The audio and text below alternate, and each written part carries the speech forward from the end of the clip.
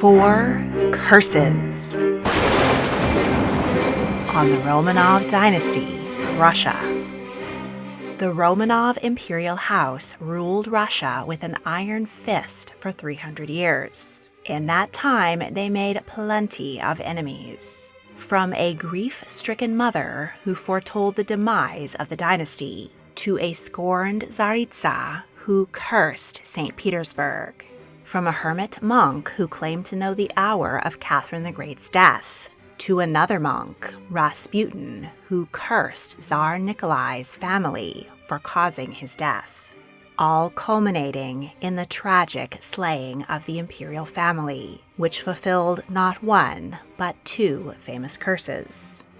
Let's take a spooky stroll through 3 centuries of Russia's dark history and explore 4 curses and ominous prophecies laid on the Romanov Dynasty. You began with the death of a Tsarevich. You will end with the death of a Tsarevich.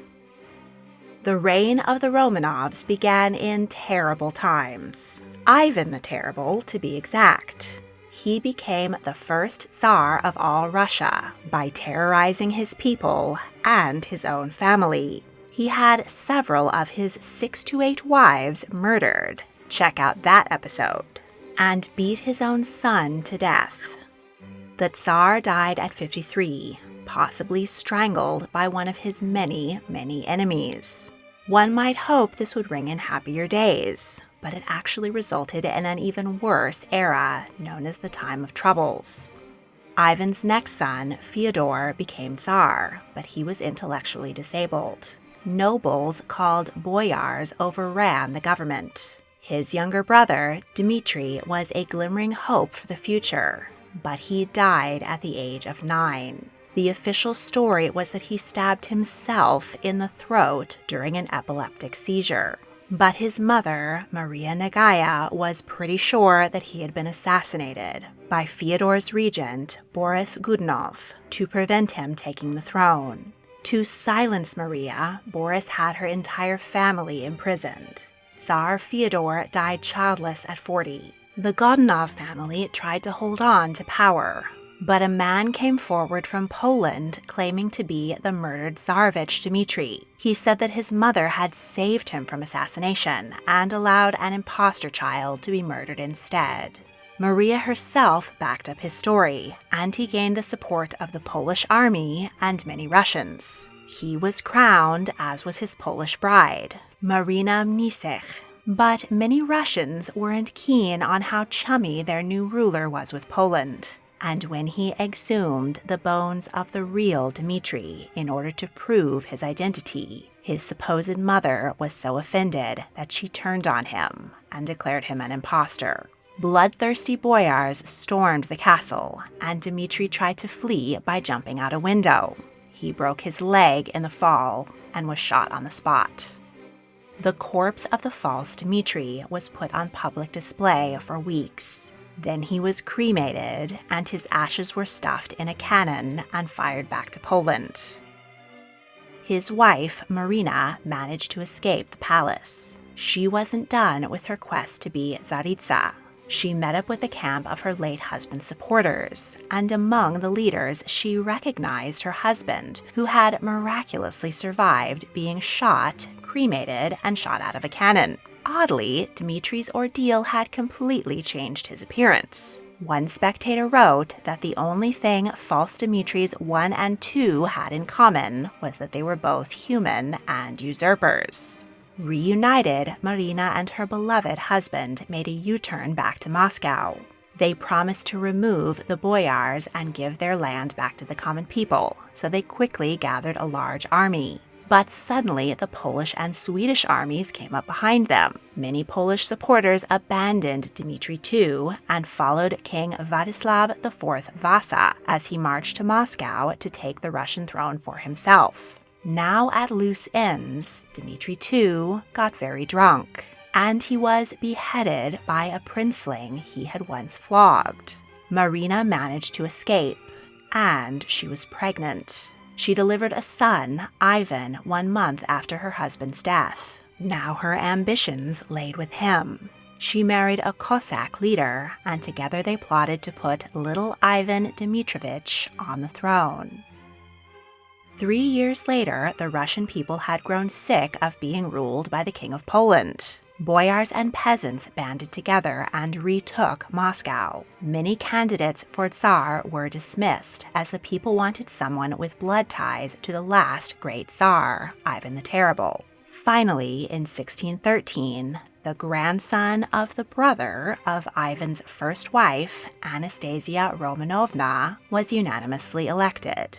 Mikhail Romanov was 16 years old and living in the Ipatiev monastery with his mother. He was eager to be plucked out of obscurity and placed on the throne. Russia threw its support behind the new Tsar, and they were eager to eliminate any threats to his reign. This included Ivan, the 3-year-old son of the false Dmitry.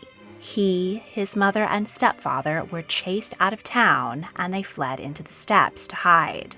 The boy, now labeled Ivan Voronok, the little thief, was hunted down. Marina was imprisoned, and her husband was impaled. 3-year-old Ivan was publicly hanged. His body was left there for months as a warning of the fates of those, however young, who might act against the new Tsar.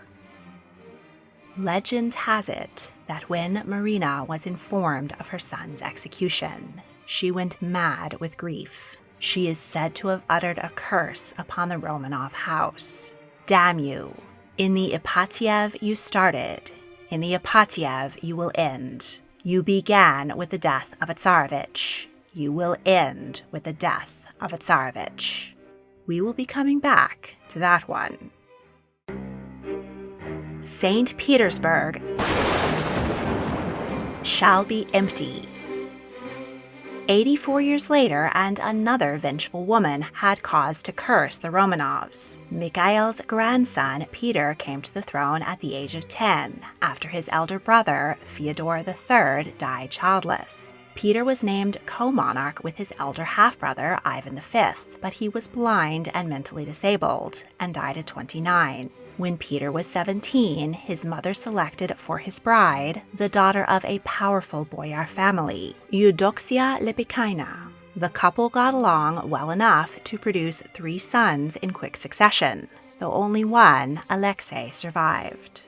Outside of the bedchamber, Peter and Eudoxia had nothing in common. He was fascinated by the Enlightenment and resented his wife's traditional Russian dress and habits and her conservative family. The Tsar abandoned his wife for a Dutch mistress, though Eudoxia sent him many letters complaining of neglect and her own unrequited love. In 1696, Peter embarked on an extended tour of Western Europe. He traveled incognito to the courts of King Louis XV of France, William III of England, and others. Upon his return, he was full of ideas to westernize Russia.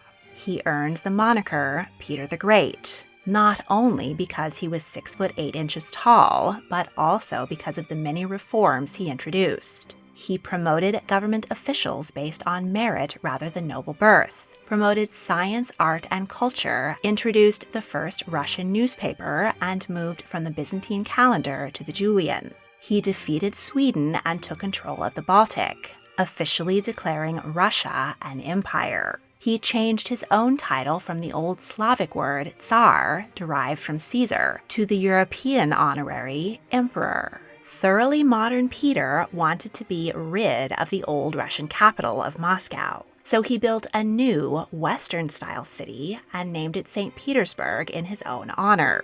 The site he selected was a swamp. Thousands of serfs died in the construction of the emperor's gleaming city. Peter also wanted to be rid of his old-fashioned Russian bride, Eudoxia. He divorced her, banished her to a convent, and married his Polish mistress, Catherine. His 8-year-old son, Alexei, was separated from the mother he adored. He grew up despising his father. With his ex out of the way, Peter brought in Western tutors and tried to raise his son in his own image. But Alexei repeatedly thwarted his efforts. When the emperor inquired how his son's lessons in mathematics were going, Alexei responded by shooting himself in the hand. The Tsarevich and his exiled mother became focal points for Russians who resented Peter's reforms. Conservatives and priests hailed them as saviors and prophesied their return to the throne. Alexei's wife died delivering a son, Peter, and Peter the Great threatened to disinherit his son in favor of his grandson, unless the Tsarevich came to him at once. Rather than face his father, Alexei fled to Vienna. The scandal of the Tsarevich fleeing his father rocked Russia, and Peter was determined to get his son back at any cost. He promised that if Alexei returned, he would not be harmed, but allowed to live out his life peacefully in the country and marry his mistress. He agreed, and Peter kept his word and didn't touch a hair on his son's head. Instead, he had his mother dragged out of the convent, publicly tried for adultery, and had her lover executed by impalement. Eudoxia was forced to watch his agonizing death. Alexei's friends were also impaled or broken on the wheel. His servants were beheaded or had their tongues cut out. All of them, including Alexei's mistress, Afrosinia, were first tortured and forced to confess the Tsarevich's treason against his father. Armed with a mountain of, mostly false, evidence, the emperor felt he had no choice but to break his vow and order his son's arrest. Alexei, isolated and devastated by the terror inflicted on those close to him, was dragged to his father's cutting-edge dungeon in the Peter and Paul Fortress in the gleaming city of St. Petersburg.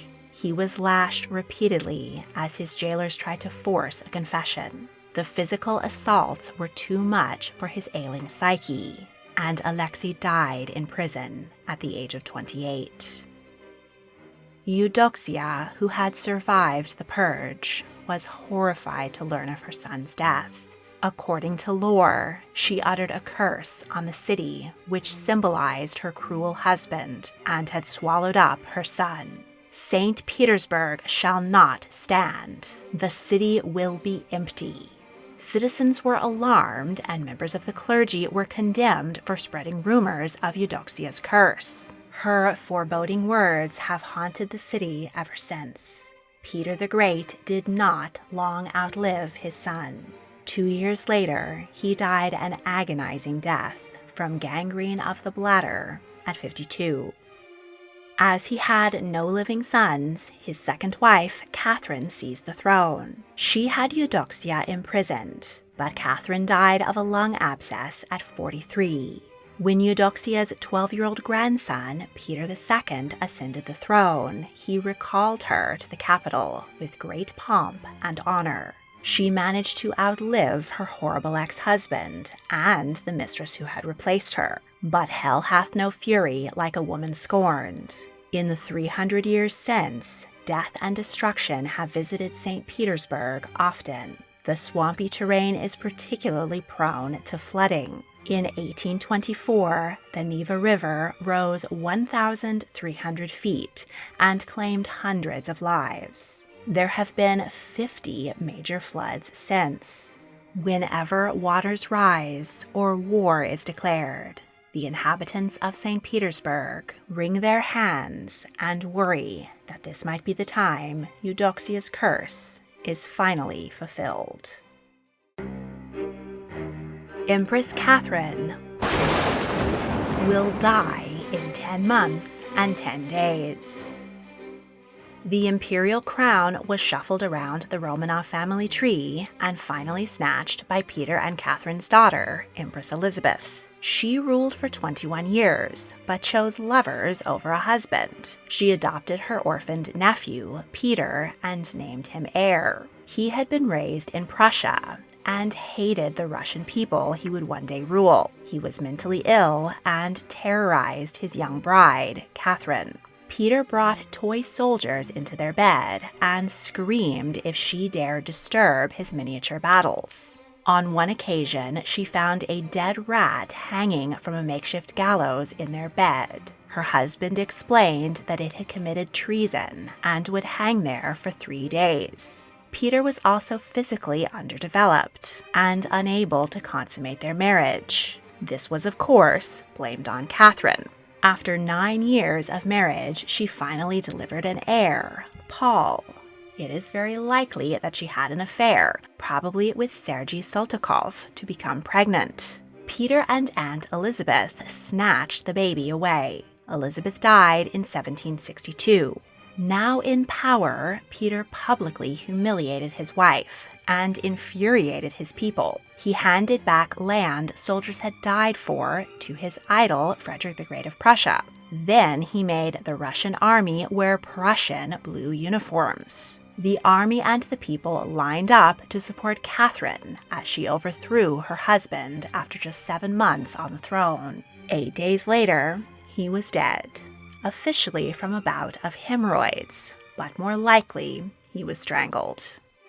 If, as is likely, Paul was not truly Peter's son, then the Romanov bloodline actually ended here, with the birth of a Tsarevich. Catherine was from Prussia and didn't have a drop of Russian blood. But in name, at least, the Romanov Dynasty lived on past her prosperous 34-year reign. She was known as Catherine the Great. She conquered ports and established new cities, opened banks, hospitals, and schools, even for girls. The one goal she was unable to accomplish was ending serfdom. While Catherine was dragging Russia, kicking and screaming, into the modern era, many vestiges of old superstition remained. There lived in her empire a peasant named Vasily Vasiliev. He became a monk and took the religious name Abel. The hermit wandered through the forests and claimed he was set upon by a multitude of demons who tried to tempt him. Because he was able to resist, he was given the gift of prophecy. He wrote a book of revelations, many of them concerning the imperial family. The most damning of all was his prediction that Empress Catherine would die in 10 months and 10 days. He shared the book with the superior of a monastery, who was outraged and called for his arrest. His predictions were shared with the Empress, who was alarmed. 66-year-old Catherine was getting a bit long in the tooth, but she was still in vigorous health and regularly took her 22-year-old lover to bed. But sure enough, on November 16, 1796, her servants found her lying on the floor by her desk, or some say by the toilet, after suffering a stroke. She was carried to bed, where she died the next day. Her son, Paul, was now emperor, but he had barely known his mother, and he idolized Peter III, the man he thought was his father. He dug up Peter's skeleton, crowned him, and laid his mother beside him. She was forced to spend eternity next to her horrible husband. Paul made about as great an emperor as Peter had. To spite his mother, he legally barred women from inheriting the throne. According to some accounts, he summoned Abel the monk from prison and asked him to foretell his own future. Abel answered, "Why do you ask me to predict sorrow?" Paul insisted, and Abel told him, "Your reign will be brief, and I, a sinner, can see your violent end. You shall receive a martyric death. You shall be suffocated in your bedroom by villains whom you are warming at your royal breast. On Passion Saturday you shall be buried." On the night of March 24th, 1801, a group of drunk and disgruntled officers and nobles charged into Paul's bedroom. The emperor, who might have known it was coming, was cowering behind the drapes. The conspirators tried to force him to sign his abdication. Paul resisted, and he was struck with a sword, strangled, and beaten to death. His 23-year-old son, Alexander, had given his consent to the coup, but he hadn't necessarily known that the conspirators planned to kill his father. Nevertheless, he pardoned them, and Paul's official cause of death at 46 was announced as apoplexy. Monk Abel wandered the country for the next 40 years. He was occasionally arrested for selling his prophecies, especially to society ladies about prospective grooms for their daughters. But he vowed never again to soothsay for the Romanovs. When he was summoned by Emperor Alexander, he claimed to be terribly ill. He did supposedly predict Napoleon's burning of Moscow in 1812. Abel died in his 80s in Suzdal Spaso-Efemiev Monastery in 1841. Rasputin's curse. The Russian people will kill them. For the next few generations, the Romanovs, who probably didn't have any Romanov blood at this point, carried on. Alexander I died without issue, and his next brother, Constantine, refused the crown. So it went to Nikolai I. Both brothers undid even more of their grandmother's reforms, enriched themselves, and worsened the plight of their people. Alexander II was on the verge of introducing a constitution, when, ironically, he was blown up by the very people who wanted a constitution. The throne went to his much more conservative son, Alexander III. Like his father, he was constantly dodging assassination attempts, but he refused to change the system or help his people. He died of kidney disease at 42, and his son, Nikolai II, became emperor in 1894. He was in love with German princess Alex of Hesse. They were married 1 week after his father's funeral, and many saw this as a bad omen. The empress has come to us behind a coffin. She will bring misfortune with her. As part of the couple's coronation festivities, commemorative mugs, food, and drink were given away to the public. A massive crowd stampeded the field, and over 1,000 people were crushed to death. Nikolai and Alexandra wanted to cancel the coronation ball that evening, but were advised not to offend their hosts. The next day, they visited the wounded and personally paid for coffins. Nevertheless, they were blamed for the tragedy and labeled as cold and out of touch. The couple had 4 children: Olga, Tatiana, Maria, and Anastasia. They doted on their daughters, but worried about the future, as Emperor Paul had made it illegal for a woman to inherit the throne. Finally, Alexandra gave birth to a baby boy, Alexei, but the infant bled from the navel, and minor bruises did not heal. He was diagnosed with hemophilia, an incurable genetic disease which prevents blood from clotting. Even minor bumps and bruises can cause excruciating pain and even death. Alexandra was a granddaughter of Queen Victoria, whose hemophilia gene had become a curse on the royal families of Spain and Germany as well. Check out that video. The imperial family tried to keep the Tsarevich's affliction a secret, but the agonized empress turned to religion and mystic healers. Enter Grigory Rasputin, a Siberian holy man who rarely bathed, spoke crudely, and slept with dozens of his followers.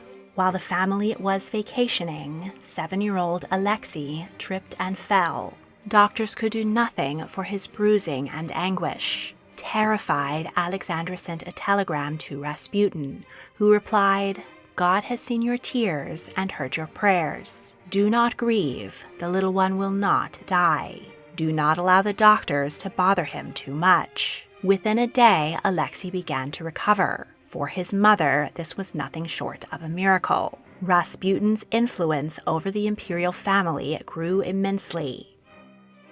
In 1913, the Romanovs celebrated the 300th anniversary of their dynasty with a tour of the empire and a grand procession through Moscow. Newsreels captured footage of the Tsarevich, clearly ill and being carried by a sailor. This made the mighty Romanov Dynasty appear weak. In 1914, World War I broke out. Nikolai took personal command of the army at the German front, but he was a poor leader and ordered millions to their deaths. Back in St. Petersburg, Alexandra was left in charge, but she was wrapped around Rasputin's finger. He secured government positions for his cronies and spread his influence. The mad monk became a scapegoat for the empire's ills. Fearing his own downfall, he wrote an ominous note to Nikolai. "When you hear the bells ringing, informing you of the death of Gregory, then know, if assassins kill me, Russian peasants, my brothers, then you have no one to fear. Stay on your throne and reign. But if your relatives committed my murder, then none of your family, that is, children and relatives, will live longer than 2 years. The Russian people will kill them."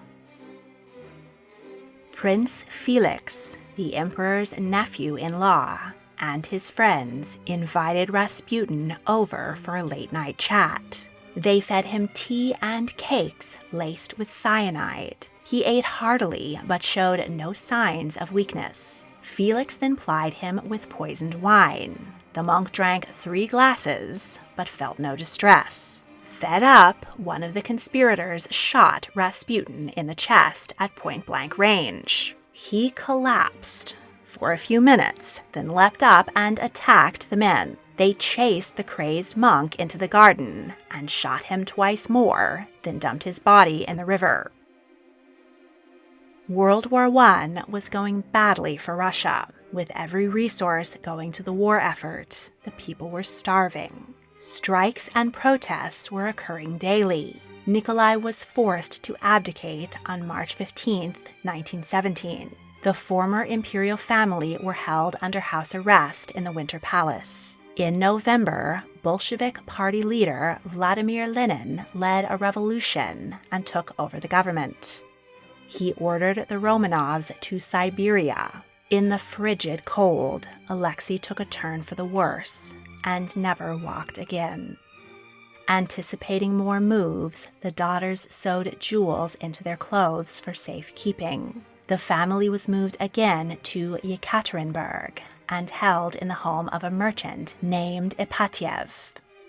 On July 17, 1918, the family were awoken in the middle of the night. They were told there was unrest in the town and that they must go down to the basement for their own protection. Their jailer, who had been a photographer, arranged the party as if they were standing for a portrait. The former empress complained that there were no chairs for herself and her ailing son. They were left for half an hour, and Alexandra and her daughters whispered to each other in English.